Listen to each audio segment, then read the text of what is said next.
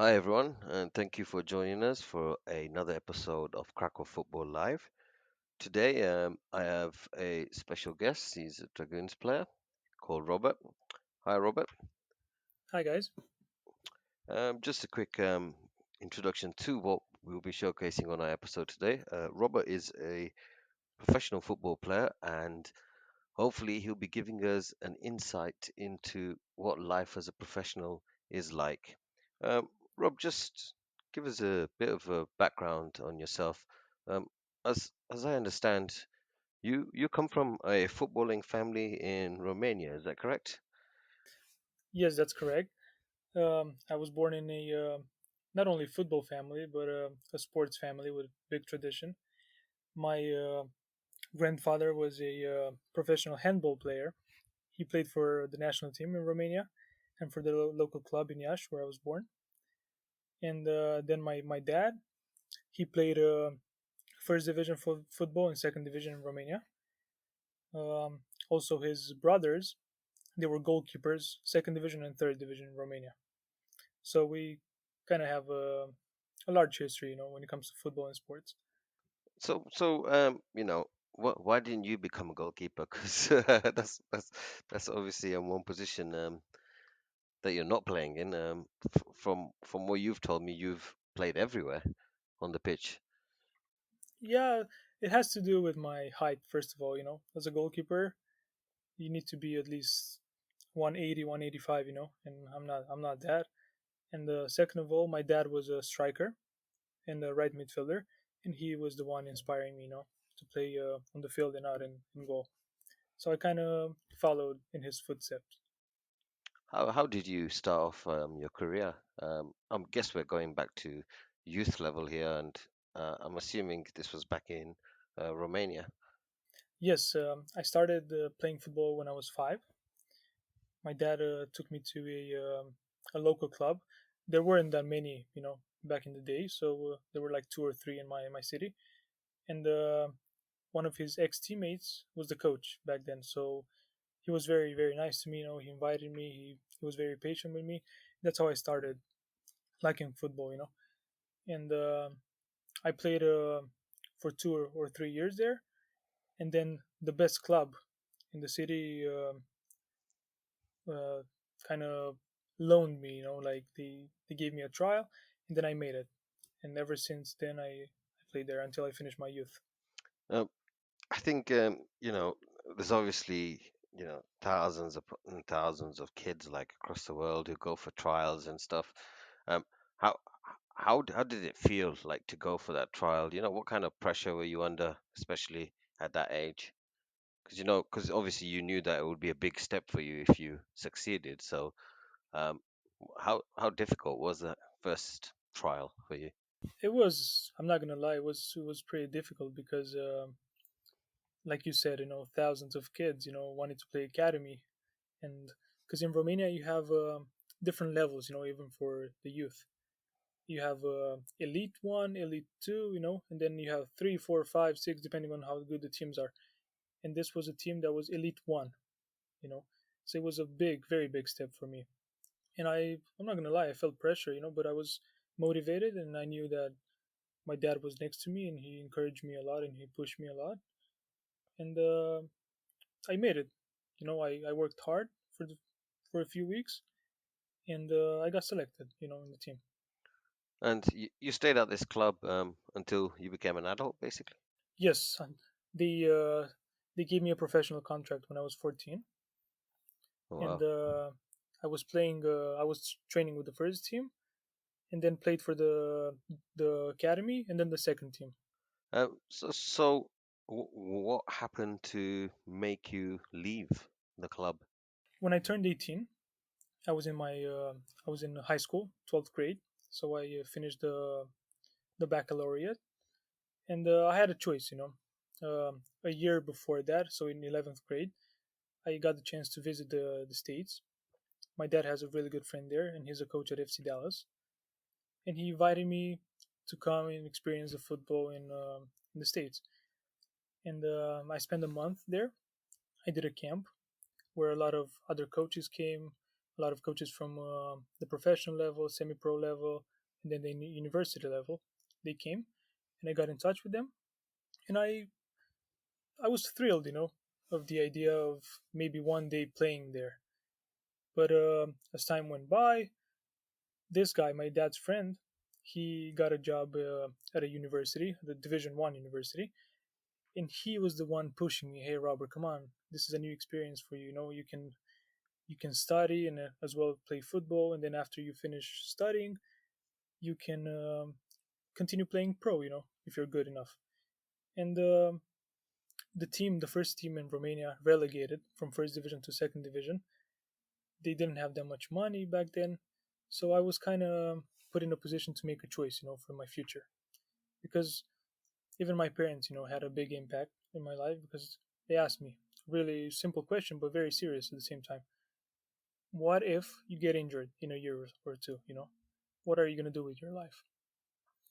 And this kind of moved me and pushed me to accept the university offer, and I played there, and as well as I finished two bachelor degrees, in the states. That's quite a different path, to what most professional footballers take. I mean, in the UK we finish high school at 16, and then we have college until 18, and kids in academies are educated until 18, but if they want to get a degree, they have to do that within their own time, because it means they have to take a break from playing. So, in essence, to get to where you were, you took a break from playing because I'm guessing studying was your main aim, right? Being there. Yes, yes, studying is a priority, but also you play, so you're getting paid to study, Yeah. and also Okay. play. Um, and they have different levels. They have D1, D2, and D3. I played D1, which is very competitive. You travel around the states. You have a league, a conference, and you play quite a lot, during the year. And it's almost as a professional level. I would say it's maybe a level 3 or 2 in Romania, Is it? like a Division 2 or 3. Yeah. Is That's how this the this is the NCAA, right? Is that what? yes, Yeah. So yes. yeah, yeah, I know about the D1 in the other American sports, especially NFL, and that's where all the elite athletes actually compete. So that's quite intriguing to hear that the college scene in um, America is quite competitive. I was actually going to um, go on to another thing I was quite interested in. What what was the differences that you found between how you were coached at your first club in Romania and how it was in the States? There's some big differences, especially when it comes to the infrastructure. Um, in Romania, you'll find a lot of bad pitches. A lot of I don't know, teams that don't have a lot of money. They barely have equipment. But in the states, it's a total different world. You don't find teams that lack something. They have basically everything they need: balls, equipment, really nice fields, buses. Even they take planes, to games. You have everything you need there, but they don't have as much talent. So they're willing to pay a lot of academy players from Europe or even Africa to come study and play for the school. So I think this is one of the biggest differences, as well as the mentality. In Romania, we're very, I would say, very technical. We're skilled players, but when it comes to working hard and work ethic, we lack that.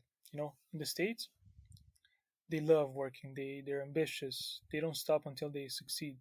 And if they let's say they lack in shooting, they're not very good at shooting, they're gonna stay an hour, 2 hours after every training until they become the best, at that ability, which really impacted my life and kind of helped me become like that. So it stopped you being lazy and made you hardworking.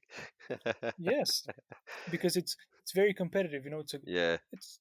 It's not a professional level, but it's very competitive. And if you're not willing to work and go the extra mile, you're gonna lose your chance, to continue your studies. and 2 years or 3 years went away for nothing, because you didn't have enough money to finish the studies, because they won't pay you if you don't play and perform, at the same time. So it's a big pressure, but it's also motivation at the same time. So you'd say that you handled the pressure because it's a scholarship you're describing. I'm assuming, right? Um, Yes, so, yes. so, so you know, you handled the pressure um, via motivation, basically motivation to be able to stay there. Yeah, so you basically have 4 years to play. That's how much they allow you. So in these 4 years, you have to take as many classes as you're required to finish the degree.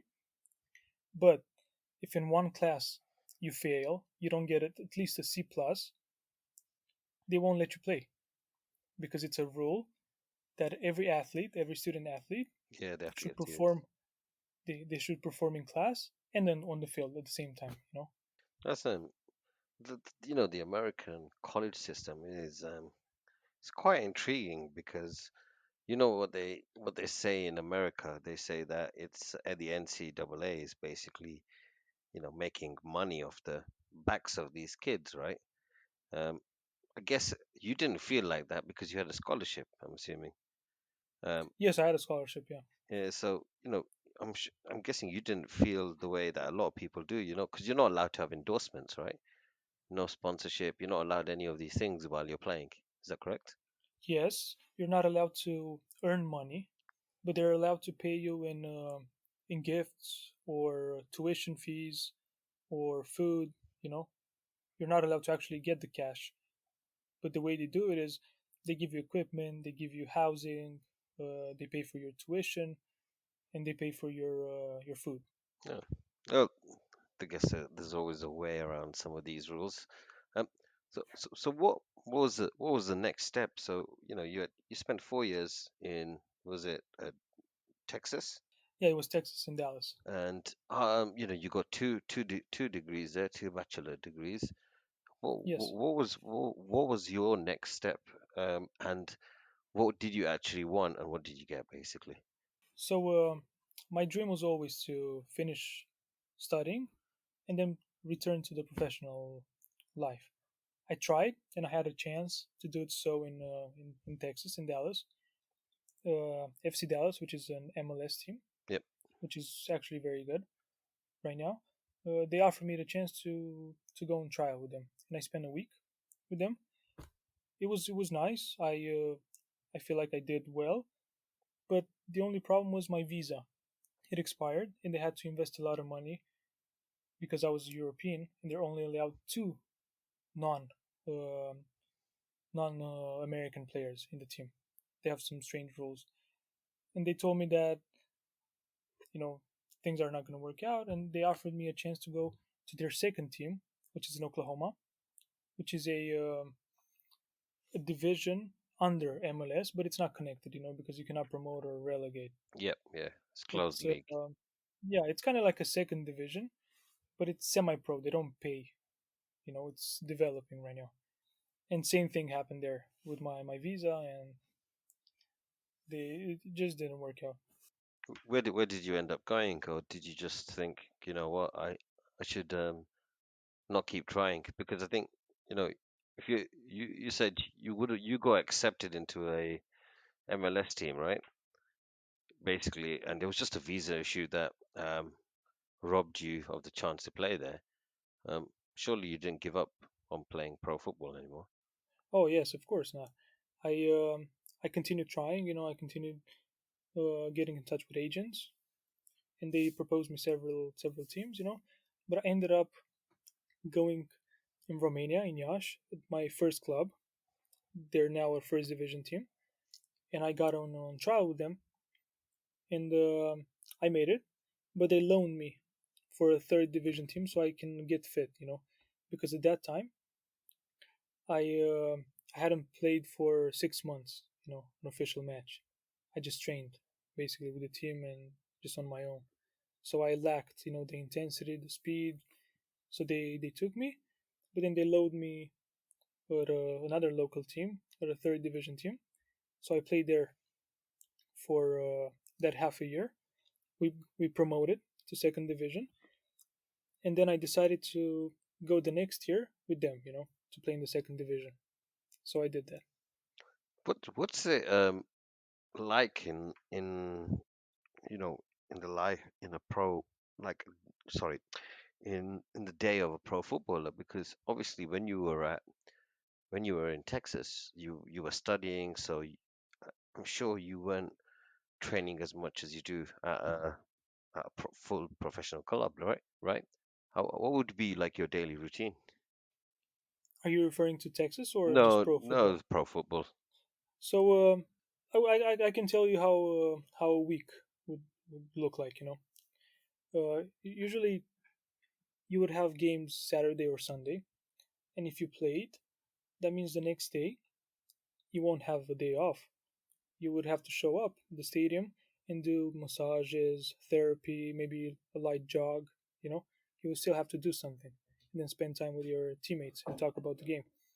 But if you didn't play, the next day you would have like really hard intensity training because you would have to catch up, with the players that did play.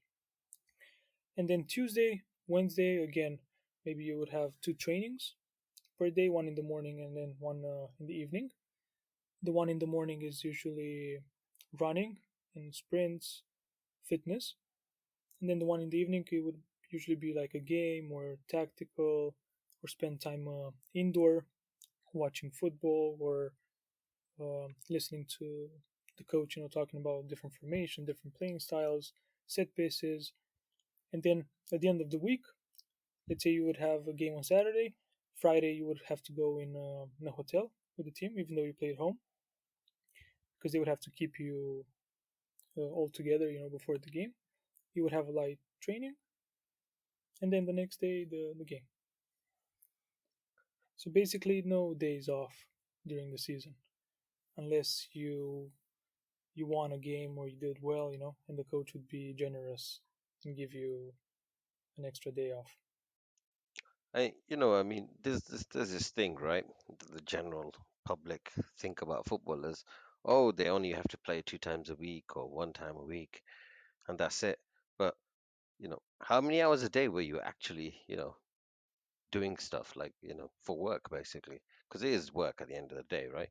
Um, you must have been spending 7, 8 hours like everyone else, right? A day. Yes, yes. I hear a lot of people talking about that. Hey, you're only playing for 2 hours and Yeah. then you're home. No, you're not because the training is 2 hours, but you have to get to the stadium an hour before the training, do massages, maybe do some extra training, and then after you need to spend time in the locker room, with the teammates, massage, maybe talk to the coach, do some extra stuff. So this is like 4 hours, and then you have lunch or dinner with your teammates, which is another hour, and then maybe you have a meeting or I don't know. There's always team meetings, captains meetings. They every team tries to bond in one way or another, so you end up spending 6 7 hours at least a day at the stadium, especially when you have two trainings a day. Well, what was the environment like at your club in Romania, though? Was it actually like a very professional environment, or because when I grew up, obviously we had people playing football who were basically, some of them are alcoholics, so they had bad diets, and there were all of those things. Um, in the Premier League, it was actually Arsene Wenger when he came to England who started to feed his players properly, and before that they were all drunks. They would be going out after the game, not just one beer, 6 7 pints. But what was the environment like at the Romanian club? I i think it was professional, but it also depends on everybody, on each individual, because everybody makes choices, and it's up to you. If you perform well when you drink two beers before a game, then nobody's going to stop you. But for me, I had to be very professional, very strict in my life, because if I don't sleep well during the night, or if I drink before trainings or stuff like that, I won't perform well. That's gonna affect me. But I had teammates who would smoke a lot, go out every night, and they still perform. So I think it depends on each individual. Did the did the club like provide a set menu for you? You know, did you have like dietitians deciding when you eat, all this kind of stuff as well? Not to that extent, but we had a diet and we had to follow it. And after each training, we had like a restaurant, near the stadium. We would all go there and eat together the same food. And every week on Monday, they would weigh us. You know, the coach would have a scale in his locker room, and everybody would have to just drop in, and weigh themselves. And if you had 1 or 2 kilograms extra, they would fine you. Was fining the only kind of punishment that you would get for doing things wrong? Because you know how it is in like amateur football, where um, you know if you mess about or fuck up at training, the coaches, especially the old-fashioned ones, they would just tell you to go and run, wouldn't they? Say go and run around the pitch 10 times, or until you fall, or whatever, right? Was there that kind of thing, or was it just fines? No, no, because you want to hurt the people where they love it the most, like, and they love money, they would hate to lose money, So if you find them, they would really be affected by that, and actually learn from this, not to do it again. It doesn't seem to work with Adrian, mate. He's been fined a lot in our team, but he still keeps doing the same stuff and still keeps getting fined. Oh. He probably has a lot of money. So after Romania, how long were you there? I was there for 2 years, so I got promoted with this team, and then I played in the second division, and then I got into a relationship with my fiance now, which lives in Austria, and I went to visit one summer for a few weeks when I was on my break, and I got in touch with an agent, a Spanish agent that has a lot of teams in Austria, and he was the one pushing me to try something new, And I accepted an offer to play in Austria. It was the third division, which was very competitive and probably the level of the second division in Romania. There's um there's teams like Liefering, is that right? If I remember in that league. Yes, yeah, yeah, differing, Yeah, yeah, so yeah, they're like Salzburg's feeder team. What is it? Is it Salzburg? yeah, Yeah. yeah. Salzburg's the second team, yeah. Yeah, they're the second team. What was it like actually playing football in Austria? It- was it very different in like say football style, and even the environment that you were in? Was it different, very different to Romania? Yes, imagine that teams in Austria, fifth or sixth division, they pay their players more than some teams in Romania in third division pay their players. So this is about the level. You know, like I would say, third, fourth division in Romania is about sixth division in Austria Oh wow. because they have a lot of money, so they bring a lot of Croatian, Slovakian, Spanish, even Romanian players, to play there. And it's every club, every local club, they have a big sponsor behind, so they give them a lot of money, and they they can bring anybody they want, because they have money, and with money you can buy success, in a way. I guess it's true. But you still need to have like the right environment and the right players, I guess. Um, what did you think of like the difference in coaching between the two places? I would say that I liked it more in Austria because especially the infrastructure is way ahead of Romania and way ahead of a lot of countries in Europe, even ahead of the US at some point, like because there's a lot of small towns around big cities, that they have a lot of money. So what they do is they invest in a nice stadium. They have fans, they so it's kind of like a professional club, but a smaller, like on a smaller scale. You still have a lot of tens, thousands of people, coming to the games because they don't want to support Salzburg or Rapid Vienna. Yeah. They want to support the team they grew up in. That's the mentality. I think this is the German mentality. There, I played in towns of 10,000, Like it was a town next to Salzburg. They had probably 10K population, but it was like 2,000 people at the game. So there, it's this tradition, of people actually caring, and just spending their Saturdays with the team, and watching football, Yeah, which I didn't find. In my I opinion. think you're right. It is kind of, well, we say German. Obviously, Austria is a different country, but they're German speaking, and it was part of Germany once upon a time ago. But um, yeah, they do have this like local club culture. I think we used to have it in England as well, because we've got the most professional clubs out of any country. We've got too many, really, and you know, before we used to have that until, the big Premier League came and all the kids started supporting whichever team was the best. But I think in Germany, they still keep this, like, support your local team, support the team your dad supported kind of thing. So, I guess it must have been a nice environment to actually play in. Maybe even intimidating, considering the level. Because some of these small grounds, they can be quite difficult to play at, right? Yes, it says because they're like surrounded, by people, and then the stands are really close to the field, and it kind of brings an impact, on the game because you can hear when you take a throw in, you hear the people behind you, screaming at you or encouraging you, it's motivating. And I had the chance to play in a team, and we kind of fought at the bottom. We had to avoid relegation, and it was until the last match. We had to win, and we won 2-1, and it was very intimidating. It was very a lot of pressure. But it's fun. That's why you're a pro footballer. To experience stuff like this. You know, there's I've seen there are footballers, professionals who actually, succumb to like this kind of pressure. When they visit intimidating grounds, they fall apart.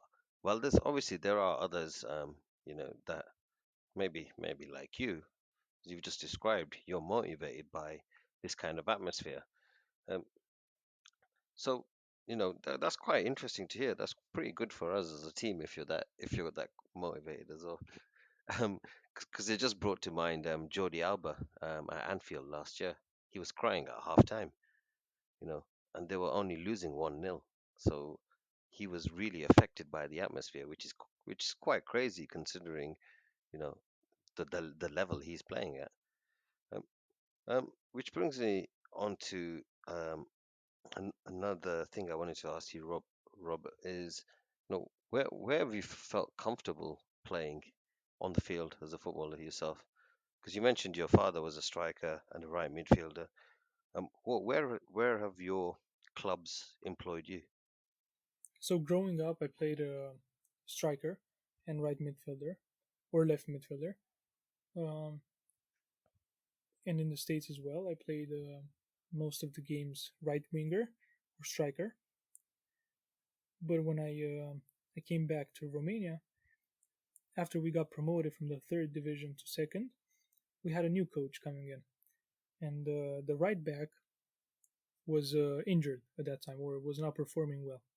And this at some training, I don't know what I did, but I ended up playing right back, and I did well, And the coach was like, "Hey, I'm gonna give you a chance in this next cup match." We played against Cluj, which is a really good team in Romania, or used to be, has a lot of tradition. I was like, "Hey, we have nothing to lose here. I'm just gonna try you out, in that new position." And he explained me.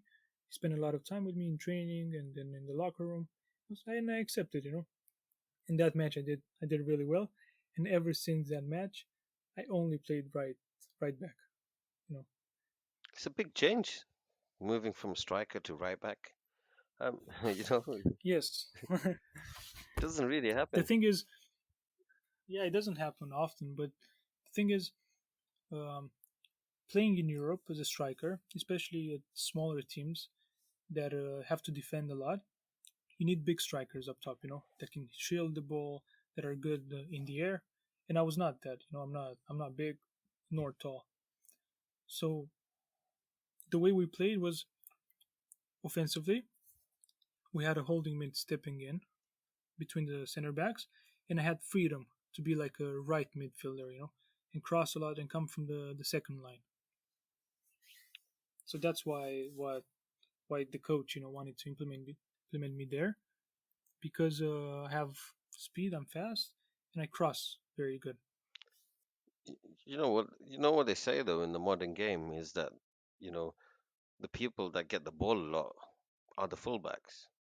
Right back, left back. That's right. They Yeah, get the ball a hell you're of a right. lot now, and um, Trent Alexander-Arnold at Liverpool, he was a midfielder um, until he made it into the Liverpool first team, and he was played at right back. And um, I think I heard him saying the same. He said, if I was playing in midfield, I probably would not get the ball as much as I do now. And because he has quality on the ball, why would you move him into midfield if he's getting the ball a lot now?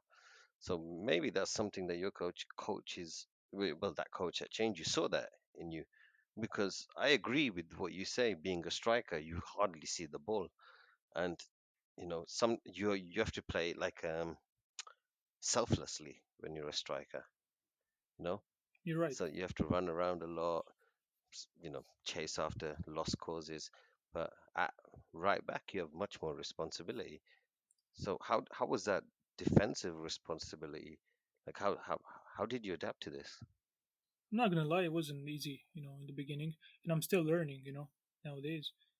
Um, but to be honest, I had a lot of help. I had a really strong center back next to me, which is now playing in the first division in Romania, and he's also playing at the U21 national team, and I'm really close to him. And he was very, very strong to me, so he kind of gave me the freedom, to be more offensive during the game. So it was just the times, when I had to drop and just really defend. There's a I think I can't remember who it was. It was a famous Dutch coach, um, and he said that he said it's easier to move players backwards than it is to move them forwards because you can teach people how to defend quite easily, but teaching people how to attack is a completely different matter because you either have it or you don't. Do you think that's true? Yes, I can see that, and I think it's true, because when you defend, and you defend as a group, it's much easier than attacking on your own. Because I played a smaller team, so we had to defend, pretty much the whole game and then counterattack. And up top, you need very, very fast players and also skillful, that could take people on, like three, four defenders at the same time. But when you defend, and you defend with 6 or 7 players, it's much easier because you stay next to each other, you cut the spaces in behind you, and the only way to for them to attack you is move the ball sideways. So you just move with the ball. So I think it's easier, than attacking on your own. Yeah, I guess there's different kinds of players, right? In terms of, I mean, like game intelligence. You have the guys who are just naturally like football just comes to them like that, like the click of a finger, and they don't need much direction. But then there's others who are like students of the game. What kind of like player mindset would you say that you had? To be honest, football came easy to me because ever since I was a kid, I watched football with my dad, and he was like, I went to trainings with him, and he kind of inspired me, and motivated me to become better, better than him, and to learn more and more about football. And to be honest, right now I'm not a professional footballer, but I'm still watching almost every minute or every hour something about football, because I love it, and I love the sport, and it's always been my passion and hobby. Have you found it difficult to leave professional football behind?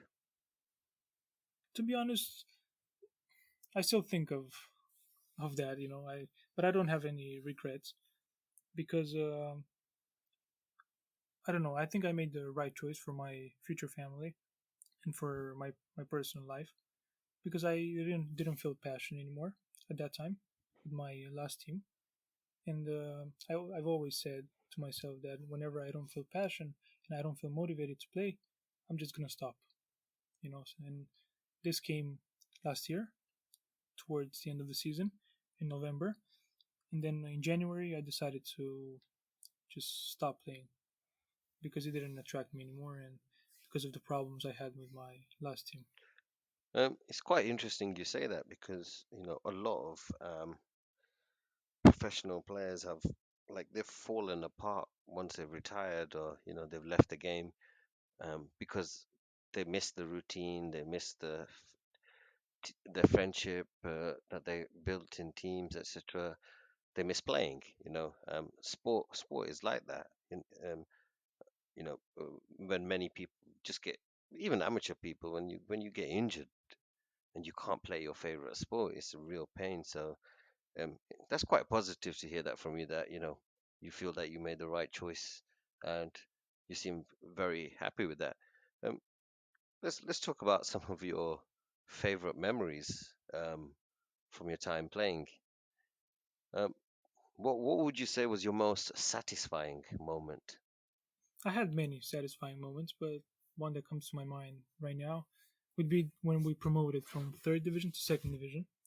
We played number one team in the league, so it was the last game. It came down to the last game. They had, by example, they had 40 points. Then the next team, the second place, they had 40 points as well, and we had 39, so we were third place. And we played the number one team, and then the second place team played the last team in the league, which was relegated already. And those guys were our friends, the last place team. And they told us, guys, you better win because we're winning as well. But we didn't believe them, they were relegated. So what they did is they, at the last, in the last minute of the game, they had a free kick. It was 0-0. And the goalkeeper went out and he scored the diving header. So they won 1-0. So they beat the second place team. And then when we heard the news, we got even more motivated, and we won at the first place team. So we promoted. We made 42 points. That does sound. So it was really It satisfying. does. It It does was sound incredible. It satisfying. was a miracle, Well, yeah, because even yeah, because normally, because it did not depend yeah, on us. but no, normally, if a team doesn't need to win, they would not send the goalkeeper up.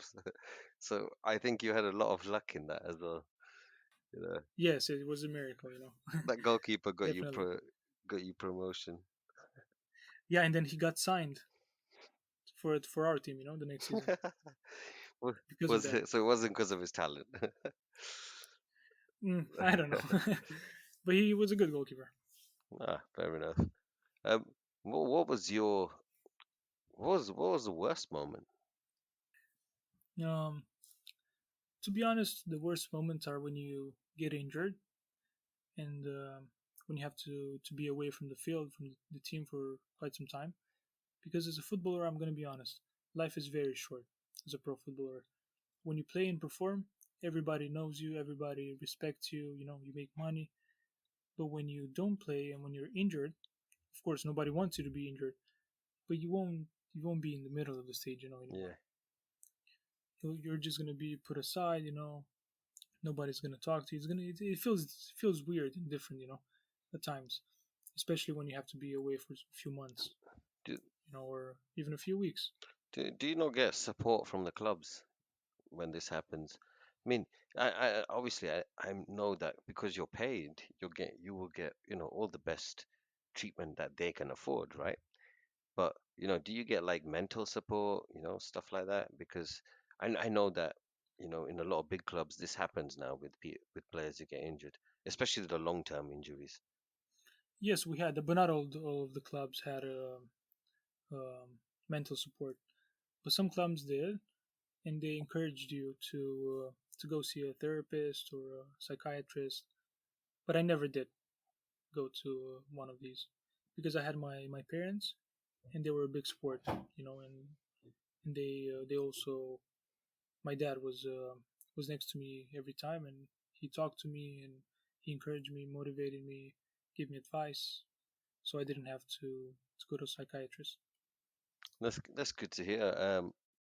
You read obviously you read the stories about, for example, African players coming over to Europe, and they don't have their family here to support them, and sometimes their stories can be really bad, especially if they get injured because they're alone. So it's good to hear that you had the support of your family to help you through those injuries when they happen. Um, what was your favorite team that you played for? It was probably the one in the States, in Dallas, my university.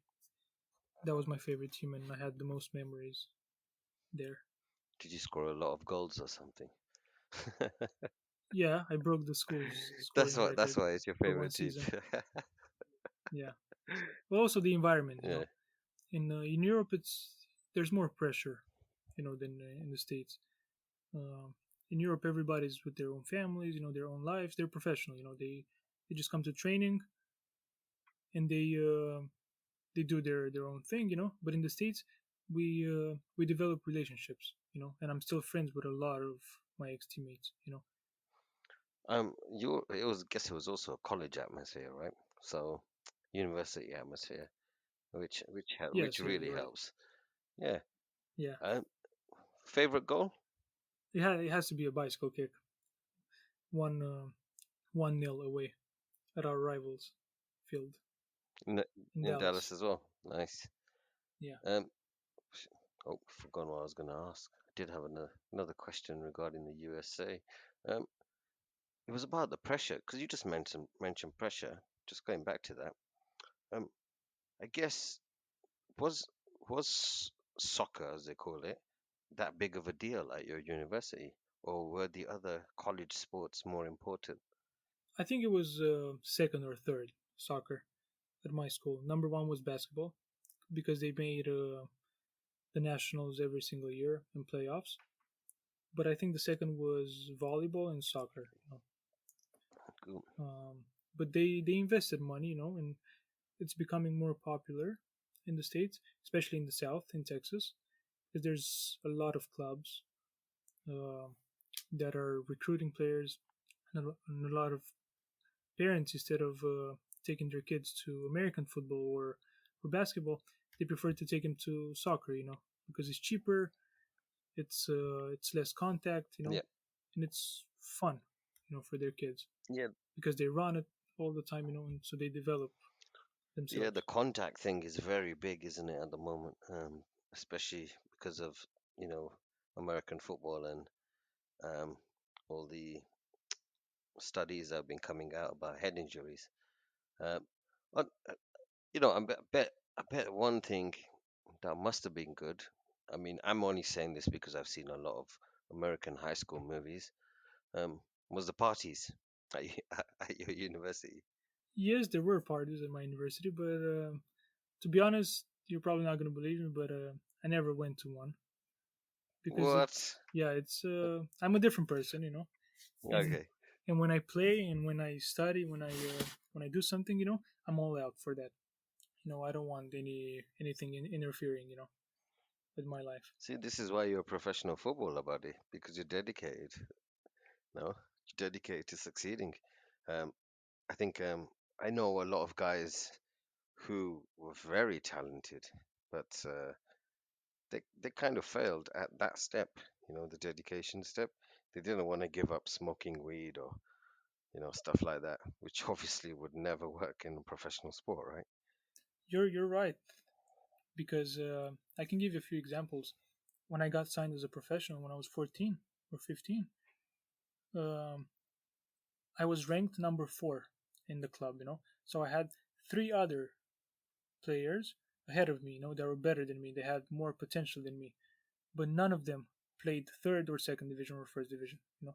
I I I'm the one that played the highest level out of all.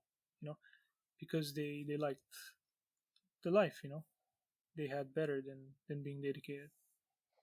It's not, I guess it's just the choices everyone makes, right? Um, what's the funniest thing that has happened at a team you've played at? It's a good question. I have to think about this because I don't have one special memory in my mind that's funny. There must be a weird story or something that's happened at one of the clubs you've been at, you know. Oh yeah, yeah, you're right. Yeah, it was in Dallas. Um, I was playing right winger. I was a freshman, so my first year of uh, of my playing career in the states. And at one game, I was dribbling. I was very motivated to win. But the ref, I felt like he was against me all the time. And at some point, I fell in the box, and he didn't give me a penalty kick. Even though it was a clear one. And I turned to him and I cussed him. In Romanian. And he looked at me. He's like, "Oh, you're Romanian. Nice. Good to know." You know, which was very, very weird. Having a referee that was Romanian. I can't I can't imagine that happening to me anywhere actually if I was swearing in my parents' native language. I don't think there's a referee in the world that speaks it, so I would be safe. But um, other than that, you've joined our football club now, and how have you found it so far? Obviously, we're not professionals, so we don't train as much and in the same way as you did at your clubs. But what are your thoughts so far? To be honest, whenever I quit professional football, when I left my previous team, um, I didn't want to play football anymore unless I had a serious offer somewhere else, away from Austria, and I was ready to just hang my boots, and not play football ever again. And I was ready to that for that. But my fiance, my family, kind of motivated me. Hey, if there's something for you, you should probably look into it. And then Alex one day messaged me on Facebook. It was weird, out of the blue, because I wrote on the Krakow Expats on Facebook a post looking for an apartment in Krakow. At that time, um, I didn't sign anything with my new job, with Revolut. It was just a theory, of me coming here and actually working here. It was weird, I was kind of still exploring things. But then Alex, he was not pushy, but he was pushy in a good way. I would say he wrote me. He was willing to give me a lot of information. Willing to help me a lot, which kind of brought me closer to what he was doing. And then when I decided to move here, he invited me to come to a meeting. It was, I think, in February, the meeting at the bar you had, Yeah, and I showed up, and everybody was nice to me. They didn't look weird at me. And I like the idea. Maybe one day I can play for the club. And then I showed up at trainings, and then scrimmage, friendly games, and every week I was like, hey, this is part of me now. Maybe I should consider this. Until I made the decision after a few weeks to commit to the club, especially that you guys wanted to promote, and I've always wanted to be part of a successful team. Of a team that wants more and more. Not just be content with what they have. that's very very nice to hear.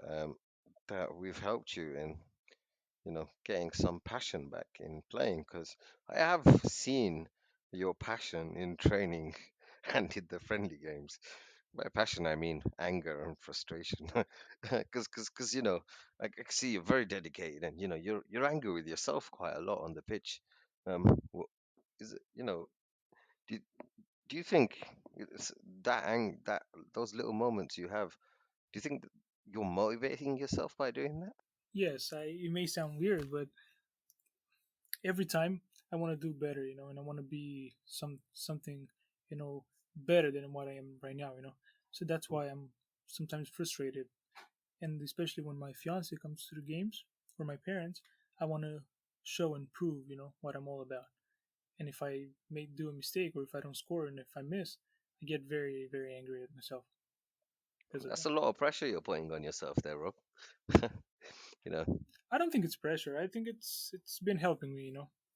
just deal with my emotions and my frustrations. Yeah, I think I've always been someone, even as a coach, I'm fine with people being angry on the pitch and expressing anger. I think this is a competitive edge that you need anyway, like playing competitive sports. If we were just having a kickabout in the park, then no, you shouldn't be doing this, right? But like you say, we're trying to be a successful club, so I'm quite happy to see that. Um, what would you say? How how have you found like the actual trainings?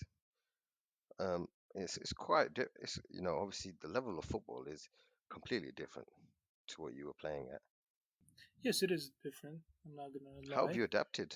but uh, but I think it was harder at the beginning, to adapt because I had a lot of expectations that were that came from my end, Yeah, and they were not right, because I I can expect at this level, to find a professional team, and professional teammates, So it was hard in the beginning, but slowly I think I adapted, and I got to know the teammates better. I got to know you better as a coach. So I think by doing that, helped me understand the level, understand the team, and understand the expectations you as a coach and the players have. yeah. I mean, it's completely different, but for you it's different as well now because you're doing what we're doing. You're working and playing. Yes, you're right. Before playing was working, right? It's a quite a difference. Um, but I'm glad that you've made this transition and it's working out. Um, let's just stick to our club for a second and give you some difficult questions before we finish the podcast. Um, Sure. who's your favorite player on the team? Hmm. It's a tough Of course, it's tough question. because everyone's gonna. To be honest, I would say Scott for now. I think he's been the most open with me and most friendly so far. And I got in touch. I got in like I got to play with him, in quite a few trainings in the same team with him, and we get along quite well on the pitch. He always passes me the ball, so I like that. Makes a big difference, right? Uh, Yeah, uh, who actually, which player intrigues you? Like you see something in them and you want to see more of them. There's like this. There's these. There must be a player or players that you think, oh, there's something about this guy. I would say Adrian. I think he has a good potential, and he has a lot of qualities, but he's not showing them every single time, in every single training. And I think if he was more motivated and more ambitious, I think he would be able to do a lot more and score a lot more goals. Who's the funniest person in training? I think it has to be Mark. It's just something about him that Fair enough. I can't even argue with that. Um, well, I think for now, which football team do you support actually? I support Real Madrid and Liverpool. Oh, okay. It's a weird combination, but I shall accept it. Um, and finally, what are your hopes for yourself, for one, and secondly, for Dragoons? Or where do you see yourself playing in the Dragoons team? First of all, I came at this club to promote, go the next level. So I'm hoping that in the next few years we can reach a different level, maybe 2 or 3 leagues above. But for now, I think I'm open to play anywhere, but I would prefer striker or right winger or left winger, somewhere in attack, offensive. All right. I'm gonna say, if you're listening, boys, there's a challenge there for you from Robert. He's coming for you. Um, Rob, sir. been lovely talking to you today and listening to, you know, how you've made your journey and, about your family. And you are basically a globe-trotting footballer. So thank you very much for joining us today. Thank you as well for the chance and for the opportunity to say what I said today, and it was a pleasure for me as well. Well, hopefully you'll get the chance to come back again on our world famous show in the future. Yes, of course. I will catch you on Call of Duty later on, Robert. Great. Hopefully, we'll win there and promote. um, if you've been listening, I hope you've enjoyed another episode of Krakow Football Live. Please be sure to join us next time. Thank you and have a good evening.